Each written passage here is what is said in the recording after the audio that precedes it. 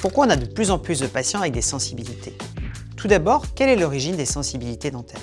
Derrière, on va avoir plusieurs origines qui vont se regrouper sous ce thème générique. Toutes causes confondues, on a une fréquence qui est de plus en plus importante. On estime qu'à peu près un tiers de la population souffre de sensibilités dentaires.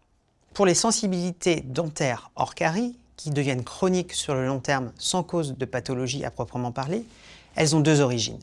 La première origine va être l'érosion dentaire. Cette érosion est une attaque chimique acide qui va faire fondre la surface de la dent qui est l'émail. Cet émail est d'une épaisseur assez fine de quelques millimètres. En disparaissant, va apparaître la dentine en dessous qui est un matériau plus poreux qui va permettre de laisser passer des sensibilités thermiques, chaud, froid et même éventuellement de contact avec les poils de la brosse à dents. Cette érosion chimique a deux causes principales.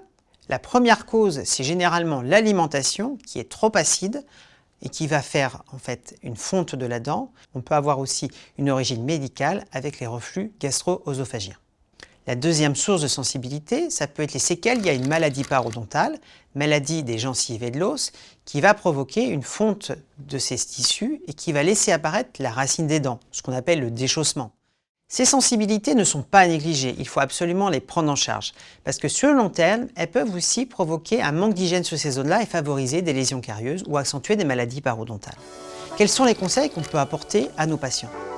La première des choses, ça va être au niveau de l'alimentation par rapport aux érosions chimiques.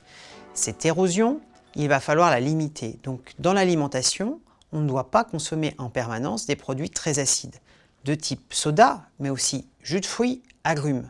Ces produits sont très agressifs sur les surfaces dentaires. Quand on consomme des produits acides liquides, il sera préférable de les consommer avec une paille. Il faut faire aussi attention aux consommateurs de vitamine C à croquer. La vitamine C est effectivement aussi un acide.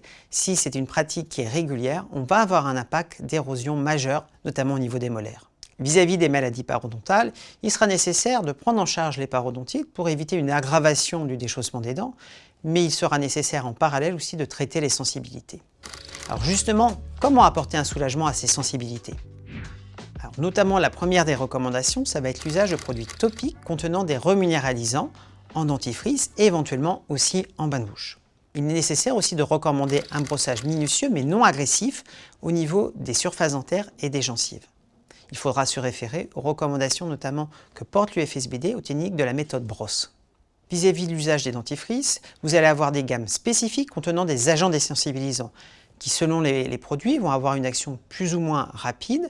Pour avoir un effet périn, il est nécessaire d'avoir un usage au moins d'un tube de ces dentifrices, voire éventuellement de les utiliser à l'année pour éviter le retour des symptômes. Cela doit s'accompagner bien sûr des conseils alimentaires. Il est nécessaire aussi lors d'usage du dentifrice de recracher le dentifrice, mais de laisser un film sur les dents pour pouvoir laisser agir les produits désensibilisants. En cas de situation même particulièrement aiguë, il est possible de remettre du dentifrice sur ces zones-là après brossage pour bien désensibiliser. Certaines gammes proposent une alternative où le rinçage sera effectué par un bain de bouche contenant des produits désensibilisants poursuivant le traitement. Par rapport à ces sensibilités, avec le traitement et les recommandations alimentaires, on doit avoir un soulagement du patient dans la semaine. Si les sensibilités persistent, il sera nécessaire effectivement de consulter ou de reconsulter son chirurgien dentiste. Il peut y avoir des traitements complémentaires professionnels au fauteuil adaptés à ces sensibilités persistantes. Pour avoir plus d'informations, nous vous mettons à disposition différentes ressources en description.